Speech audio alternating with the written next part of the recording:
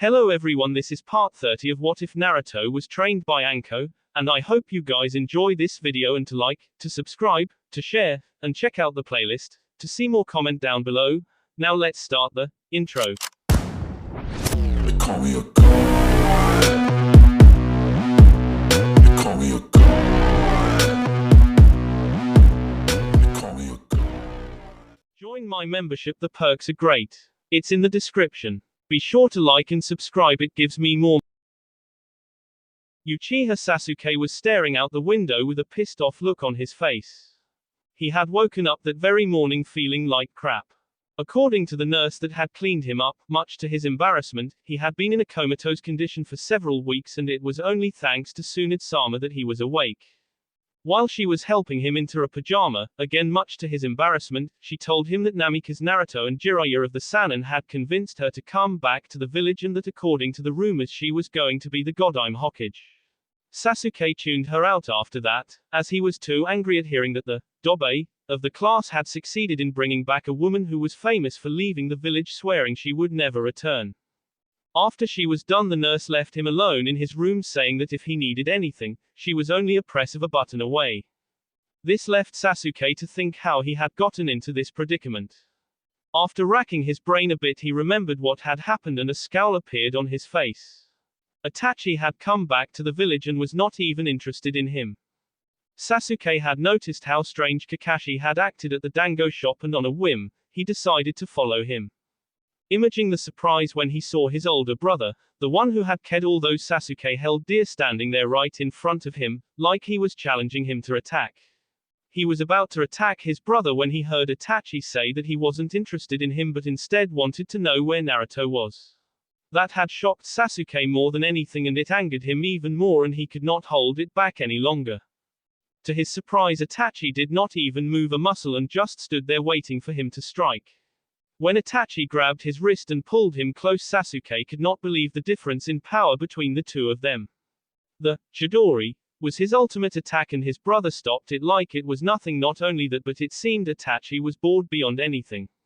Then the pain came. A broken wrist was painful enough, but when he looked into Itachi's eye, things just got worse. Small flashback. Do you know why you're weak, my foolish little brother?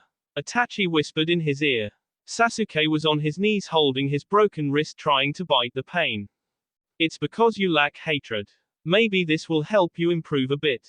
Sasuke, who couldn't help but look up at that statement, looked right into Itachi's Sharingan. But this wasn't the same Sharingan as before. His Sharingan had changed and Sasuke found it impossible to avert his eyes. Next thing he knew, he was standing in front of the scene he had witnessed all those years ago. Standing there was a younger Sasuke, his parents lying on the floor, and a younger Itachi who just sheathed his Anbu sword. Welcome to the world of Tsukiyomi, my foolish little brother. A voice said. In here I control what happens. Do you remember this, Sasuke? Yes, this isn't a genjutsu or an illusion but my very memory of that night. What is going on here? Sasuke stammered, not wanting to see the of his parents again. This is a gift from me to you. To ensure you'll get stronger and that you won't forget what happened that night. The voice answered. In this world I control everything and for the next 72 hours you'll witness the death of our beloved father and mother over and over again. To Sasuke's horror, the scene changed and he saw how his older brother ked his mum and dad without hesitating and remorse. Repeatedly the scene replayed and Sasuke could help but let out a scream. This was beyond anything he had ever imagined. To see his parents getting mad like he was there was just too much for the young boy and he fell to his knees and sobbed loudly. 71 hours 59 minutes and 59 seconds remaining. The voice said and Sasuke screamed out in horror. In the real world, only a fraction of a second had passed, but when Kakashi and the other Junin heard Sasuke scream and collapse, they knew something was very wrong. To Sasuke, however, the world had turned black and he slipped into a comatose condition. End flashback. Sasuke shook his head hoping to forget the horrors he had seen during his brother's attack. He instead focused on the fact that his brother was searching for Naruto and wondered what was so special about the blonde shinobi. Just thinking about him pissed Sasuke off. The blonde shinobi had changed so much in the last year that it was almost like he was a whole new person. Ever since he started training with that purple-haired woman, Naruto had undergone a transformation. He still remembered the day he encountered them in that shinobi-only shop where Naruto told him that he defeated a Chunin-level shinobi and that he was granted his genin status because of it. At that time, he didn't know it, but now he knew the Chunin was Mizuki, one of their academy teachers. The man was not that powerful, but he was a Chunin nonetheless. Sasuke had no doubt he could beat him now, but wondered if he could have beaten him when he came straight out of the academy. The important thing was that since that day in the shop, Sasuke had seen the change in the dobe, and it made him nervous. How did Naruto get so strong in so little time? He furiously thought. After that, he didn't see Naruto for quite some time. Actually, it wasn't until the first test of the Chunin exam that he saw Naruto again, and he could see that Naruto had gotten stronger. He even had heard some rumors that one of the C-rank missions that Naruto and Team 8 had done turned into a higher rank, and that they had faced and defeated an incredible powerful Nukenin. Although he didn't want to believe it at that time, it was confirmed later on that Naruto had defeated and killed one of the Onokudai Chunin from the Mist and Momoki Zabuza, a high-level Junin. I can't believe he defeated an A-rank Nukenin. How did he get so powerful? Sasuke scowled. But it was during Naruto's match with Gaara that he saw a bit of Naruto's true power. The technique that he used was devastatingly powerful. It not only destroyed the sand shield that covered Gaara but also blew him away into the wall. Moreover, Kakashi's proclamation that the Rasengan was vastly superior to the Chidori in terms of power angered Sasuke even more. However, the invasion had been a great way to test his strength against strong adversaries, and he proved to himself that he too was strong by defeating several of the invading shinobi. It didn't matter to him that he ignored or disobeyed an order from a superior. All he wanted was to fight and to get stronger. When most of the shinobi were defeated, he had turned his attention to the fight between Orochimaru and the Sandaime. He had hoped to copy some jutsu with his Sharingan, but because of all the fighting he had used all his chakra and was unable to activate his Sharingan any longer. When he saw Naruto break through the barrier that had stopped several Anbu, he cursed loudly. Once again the dobe had managed to surpass him, and it started to piss him off. That fight was beyond anything I could or can do. The jutsu, the taijutsu, kenjutsu, everything was above my level. Sasuke was so angry that he didn't notice that the cursed seal Orochimaru gave him in the Forest of Death had started to spread slightly. Seeing Naruto fight side by side with the Sandaime, defeating the Shodaime and Nadaime, and eventually Orochimaru himself, had confirmed everything. The dobe was anything but a dobe. Instead, he was promoted to Chunin together with that lazy Nara, while he and Uchiha had been berated for disobeying an order. The final insult was when Naruto's parenthood was revealed to the village. The fact that Naruto was the son of the famous Yondaime Hokage seemed to make Naruto very popular all of a sudden. They used to treat him like dirt, and now they fall on their knees for him. Sasuke sneered. Although this wasn't the truth, Sasuke saw it that way. Many people had been reconsidering their feelings about Naruto, but many of the older people in the village were still wary around him. Son of the Yondaime or not, he still had the Kyuubi sealed inside him, and this made him dangerous. Still, they figured that it wouldn't be a good idea to openly show their hostility towards Naruto, as he had been gotten more popular with the younger crowd. The help Naruto provided after the invasion had helped a great deal in convincing people that he wasn't the Kyuubi after all. Sasuke continued to think and getting angry until a voice came from the doorway. Yo, Kakashi said lazily. He had been observing Sasuke for a few minutes, and what he saw didn't impress him. Apparently, Sasuke's anger was so great that it prevented him from noticing his surroundings, something that could get a shinobi killed.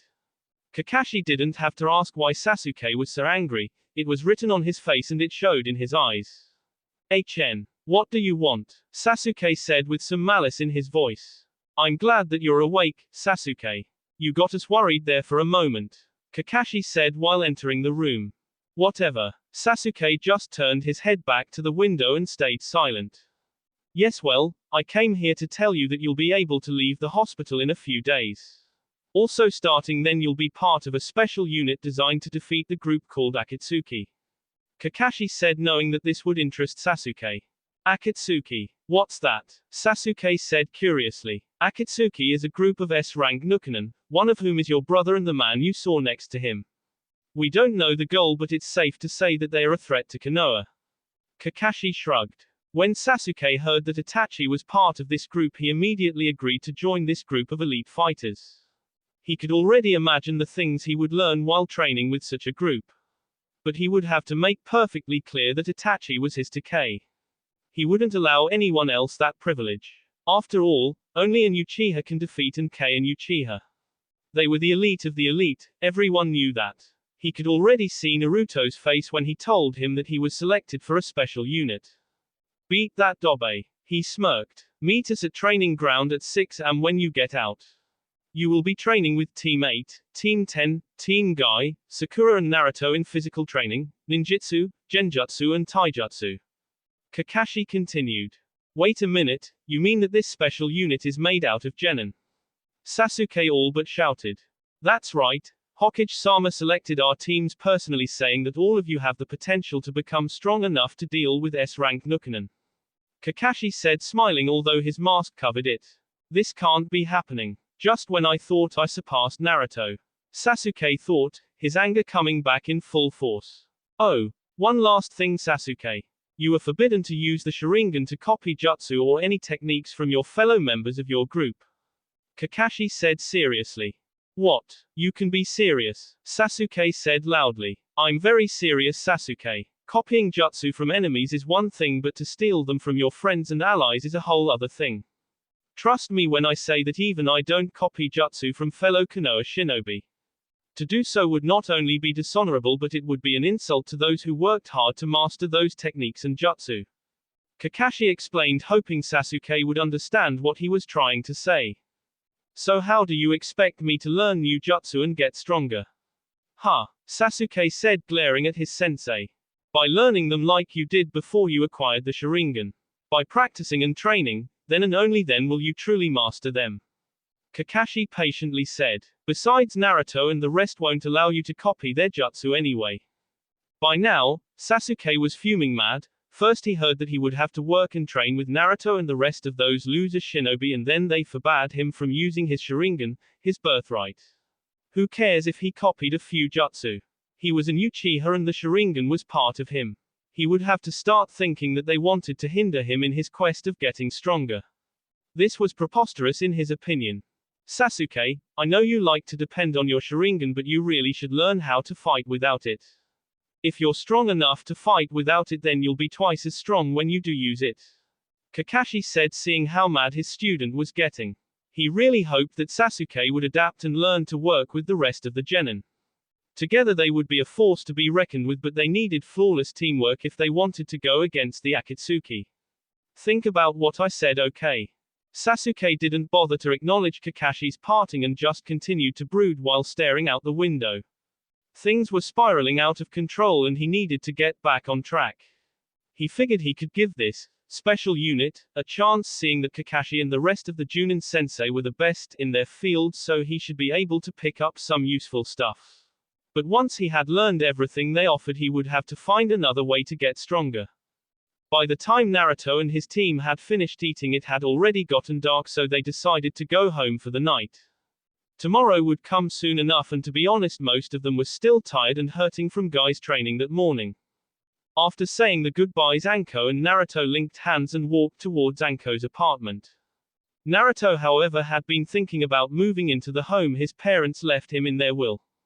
While nobody had lived there for a very long time, Sandaime had someone clean it every once in a while so that when Naruto decided to move into the house it would be ready for him.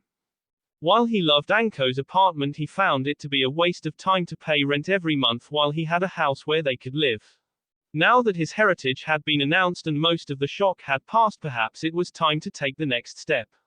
When they arrived at the apartment, Naruto opened the door and went inside, still holding his girlfriend's hand. Anko-chan, I've been thinking about something. Naruto said, not really knowing how to begin on the subject. Thinking? About what? Anko asked. You know that my mum and dad left me their house, right? Naruto asked, to which Anko just nodded. How would you feel about living there? You want to move out? What about the apartment? She asked curiously. She rather liked her place. It was cozy, not too big but not small either, and with Naruto here it finally felt like home. Don't get me wrong, I love this place, but it seems kind of silly to pay rent when we can live together in a house, don't you think? He shrugged. I'm all for it, though I think it would be better if we visit the house first, don't you think? Do you know where it is? Anko asked. Yeah, Ji-chan told me where it located and that he paid for a genin team to clean it up every once in a while over the years.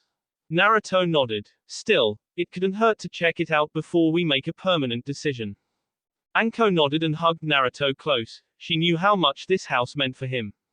It was the house he was supposed to grow up in, a place he could call home with his parents, but unfortunately Kyuubi had destroyed that possibility when it attacked Konoha. She also knew that moving there would be an emotional happening and she vowed to talk about it with him later on. It could wait until they had seen the state of the house. They spent the evening just the two of them, talking and enjoying each other's company, knowing that in 6 months Naruto would have to leave on his training TS. They vowed to treasure the time they had together in the coming months. The next morning training went its normal way, with Guy yelling about the youthfulness of the genin and pushing them past their limits with his special training he had made for them. The kids, however, wanted nothing more than sit down and rest once they felt the pain in their muscles. Still, they pulled trough and Guy congratulated them for making it through the first part of his training. Sakura, Ino, Chuji and Tenten were horrified and could only imagine what the other parts would be and shivered in fear. The others weren't surprised at hearing about a second part, but still weren't very enthusiastic about it either. None of them dared to ask what the second part of the training was, however. At 8h30, however, Ino, Sakura and Hinata had to leave for the Hokage Tower to meet with Tsunade concerning their medical training. Guy gave them the thumbs up and praised their youthfulness to the heavens, shouting loudly saying that Konoha's future was in the youthful hands, making all of them wonder about his sanity. The three girls hurried out of the training grounds, glad to be away from the self-proclaimed green beast of Konoha. When they arrived at the tower, Sakura, Ino and Hinata were starting to get nervous about the meeting. They would be meeting one of the legendary Sannin and discuss a possible training program for them. They weren't like Naruto, who seemed to meet legends of the shinobi world on regular basis, so they were understandably a little worried. After entering the tower, Hinata went over to the lady at the front desk and told her that they had a meeting with Tsunade at 9, to which the lady just motioned them to proceed and knock on the door. Together they stood in front of the door and gulped once before Sakura knocked politely. After receiving the okay to come inside, she opened the door and simultaneously they stepped inside. Good morning, girls. Tsunade told me about your meeting with her last night. She'll be here any minute, so why don't you sit down for a moment? Sandaime said, noticing how nervous the girls were. Good morning, Hokage-sama, they said, sitting down. Really, girls, there's nothing to be nervous about. Take Naruto for example, he never gets nervous around me. Sandaime said with a smile. Yes, but Naruto is hardly a normal person, is he? Hinata said, laughing a bit, making the Sandaime laugh loudly. She knew about the closeness Sandaime and Naruto shared. You might be right there, Hinata. He has always treated me like a grandfather instead of the leader of this village. In fact, I don't think he has ever called me Hokage-sama in all these years. Sandaime said with a pensive look on his face. Sakura and Ino, who had always wondered why Naruto and the Hokage were so close, figured it was because Naruto was the son of the legendary Yondaime, so they didn't question it any further. Just then the door opened again and Tsunade and Shizune entered the room, making the three girls jump up from their seat, greeting both of the women. Good morning, Tsunade-sama, Shizune-san. The three of them said together. Well, I'm glad to see that the three of you aren't like a certain other blonde Chunin we know. Tsunade said, glad that they at least showed her respect. Come now, Tsunade-sama, you know Naruto-kun doesn't mean anything when he calls you Tsunade-baken, that's just how he is. Shizune said, trying to defend Naruto. Yeah, whatever, enough about the gaki. Now you two must be Sakura and Ino, right? Getting affirmative nods, Tsunade continued. Hinata here told me that you're interested in becoming a medic nin just like her, is that correct? Another nod. Very well, tell me why you would think I should teach you. She said, pointed at Hinata. Well, I've always enjoyed making medicine from herbs ever since I was a little girl. But it wasn't until Naruto told me that a shinobi isn't just someone who kills or injures people that I started considering becoming a medic nin.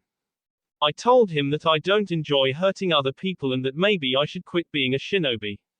She said, recalling the incident, making her chuckle a bit. He sure told me that day. He was furious at me for giving up so fast without trying and said that if I didn't like hurting people then I should learn healing them instead. Ever since that day I've tried to become the best kunoichi I can be. Becoming a medic nin isn't just a dream anymore, it has become one of my goals in life. Hinata finished proudly. Yes, the Gaki has a way with words, doesn't he? Tsunade said, smiling. She too had received one of Naruto's life-changing speeches after all. Hinata agreed with a smile and a nod. Alright, how about you, Sakura?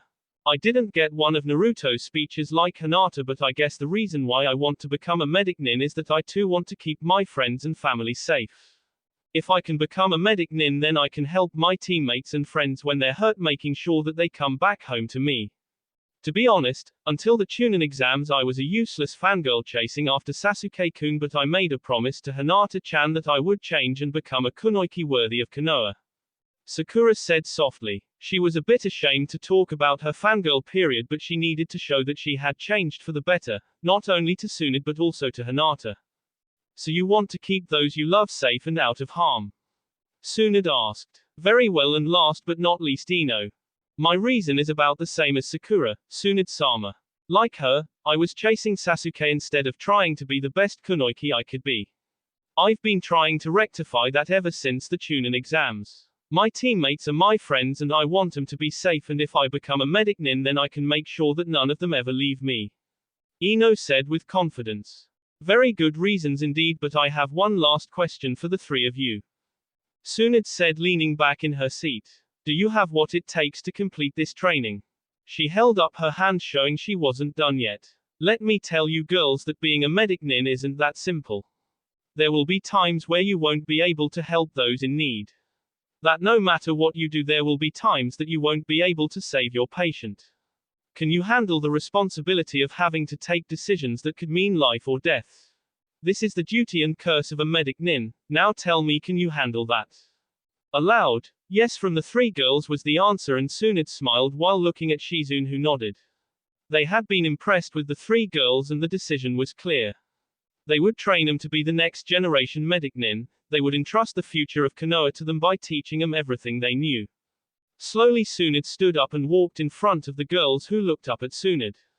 Your training starts tomorrow. Be at the hospital at 4 p.m. Shizune will take care of your training in the beginning, but as you progress you'll be entrusted with working at the hospital. When I deem you ready, I'll take over from Shizune and train you myself. You girls better be ready because we'll work you to the bone. Do I make myself clear? Tsunade finished loudly. Hi, Tsunade-sama. The three yelled out equally loud. Very well, you're dismissed. Tsunade said. The girls nodded and bowed to Sandaime and the two women and left the office. A loud, yes, we did it, was heard a few seconds later, making Tsunade, Shizune and Sandaime chuckle.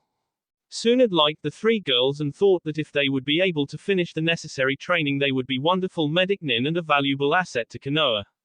Becoming a medic nin was hard and not a lot of people would be able to complete the training. They certainly are motivated, aren't they? Shizune said, smiling. The three of them have made an enormous change over the past year. Sandaime said while taking out his pipe, much to Tsunade's displeasure. Let me guess, the Gaki played a role in their transformation.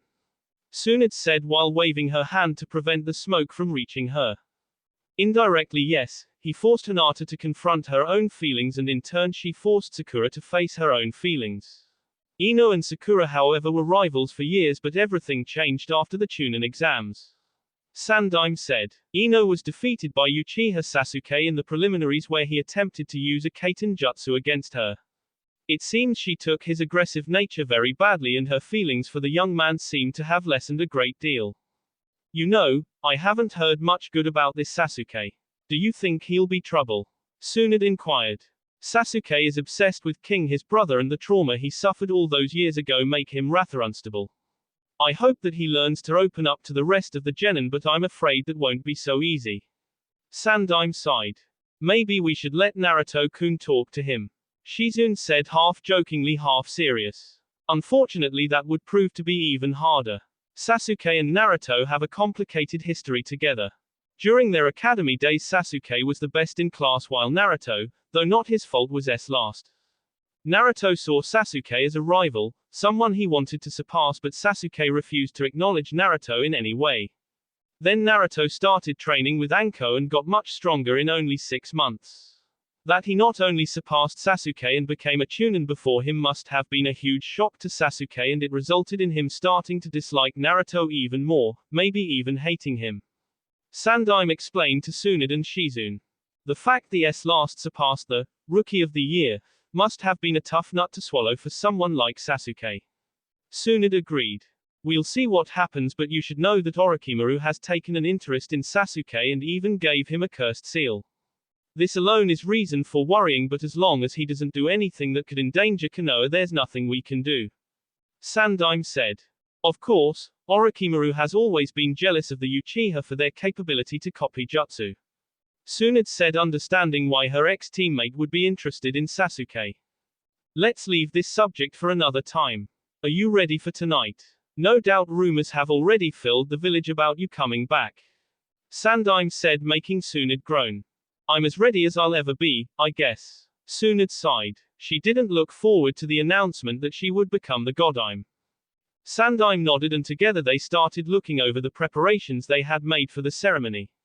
The council had accepted Tsunade as Godime the night before, and to Sandaime's surprise none of them had any problems with her taking the position of Hokage. In the evening the rest of the village would know who their new leader would be, and Sandaime hoped that everything went fine as well.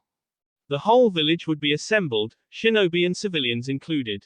For the Genin time went fast. Between training with the other teams and their own training, the day was over before the Genin realized it. The afternoon training was cut short so everyone could get ready for the ceremony that would take place later that evening. The girls needed time to put on the best kimono, and though the men needed less time to get ready, they too were dismissed to get ready. Anko and Naruto returned to her apartment after Kurenai and Anko had a small disagreement about what Anko would wear. Kurenai wanted that her friend put on her best kimono, while Anko wanted nothing more than going in her usual outfit, saying that she wasn't a kimono girl. It took Naruto's help, saying that he enjoyed seeing Anko in a kimono, to get her to agree, and even that had been a huge victory for both Kurenai and Naruto. When they all were ready and assembled, they traveled in group to the place where Tsunade would be announced as the Godime Hokage. On the way, their fellow shinobi and villagers joined them, and the atmosphere was somewhat tense but enjoyable. The village had recovered from the invasion and things were going great, so none of them were worried about the Sandaime's announcement. Of course, the fact that rumors could be heard about Tsunade's return could have contributed to this. As shinobi, the group managed to get a prime location, and together the group waited for the Sandaime to make his appearance on the stage. People were talking loudly about what they thought was going to happen, and Naruto had to stifle a laugh and a grin when he heard some of the more outrageous things he heard. Finally, the Sandaime arrived at the scene, and as soon as he approached the stage, the crowd went silent. Naruto couldn't help but smile at the respect and authority his Ji-chan seemed to command, and hoped that by the time he got to be Hokage, he too would be able to silence the whole village just by arriving. People of Konoha, I stand before you today with an announcement that will rock Konoha to its core. Sandaime began before he let out a small chuckle. Again, most of the crowd smiled as well, knowing that their leader referred to the announcement he made some time before about Naruto's heritage. When he lifted his hands, the crowd went silent once again. Over the past few months I have seen Konoha at what might have been its weakest point and its strongest only a few days later. The invasion that threatened to destroy our beautiful village was a turning point for many of us. Sandaime said while quickly looking at Naruto, who smiled back at him. On the day of the invasion I was told that Konoha had become stagnant and that a change was necessary. I now see that person was right in saying that Konoha needed a change. People started talking amongst themselves, wondering what Sandaime wanted to say. You see, I have been Hokage for many years, and not once have I regretted becoming the protector of this village. I've considered it my privilege and my duty to ensure the safety and happiness of each and every one of you, though sometimes I have failed in my endeavors. Sandaime continued. And just like the almighty trees that surround our village, I've grown old, and I feel that I'm unable to protect Konoha at a level that is necessary.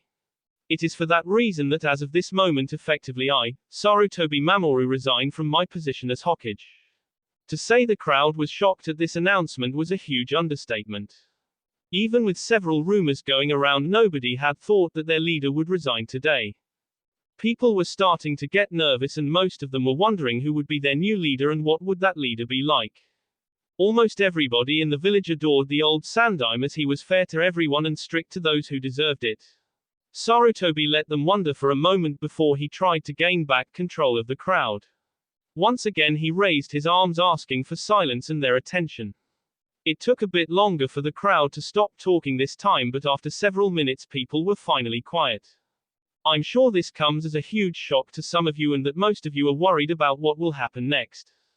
Sandaime said in his usual calming voice. I assure you, there is nothing to worry about as I already have chosen my successor.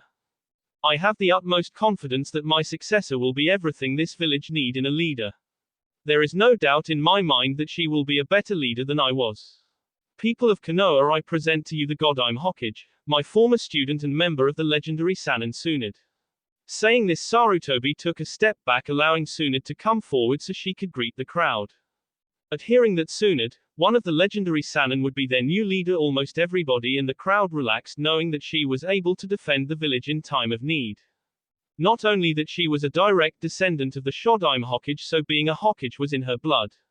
A lot of people adored Tsunade, seeing she was an excellent kunoichi, a fabulous healer and an inspiration for many, so most of them were very excited to have her as their new leader. When Tsunade reached the stage, the crowd exploded into cheers and applause, showing her that the village approved of her becoming the next Hokage. People of Konoha, I thank you for your warm welcome.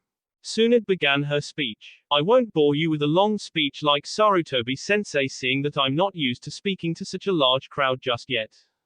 People were laughing and smiling at seeing one of the Sanin standing there uncomfortably, and they started to encourage her by calling her name and clapping in their hands.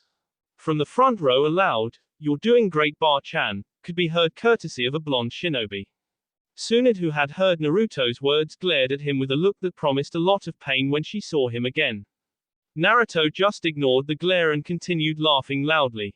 When I heard that Sarutobi sensei had chosen me to be his successor, I first thought that he had finally lost it. She said, smirking at the man, and the crowd laughed again. But I soon realized that he only had the best interests of the village and everyone living in it at heart. He deemed me worthy of becoming the protector of this village, so after careful consideration and some encouragement from my closest friend and my precious people, she stopped and looked at Shizune and Naruto before continuing, I decided to take up the mantle and to become the Godime Hokage. I stand here before you today with a promise that as of this very moment I will protect Konoha and everybody who lives in this village with my very life. I promise you that as long as my heart beats and my lungs draw air, I will protect this village. And like one of my most precious people, I never break a promise. She said before bowing to the silent crowd. As one, Naruto and the gang started clapping, and soon the whole crowd was cheering at the top of their lungs. The celebrations that followed went on until the early morning hours, though Naruto and his friends didn't join in the partying as they had training the following morning. That will be all for this video. Be sure to like, subscribe, share, and comment down below for more videos. Goodbye.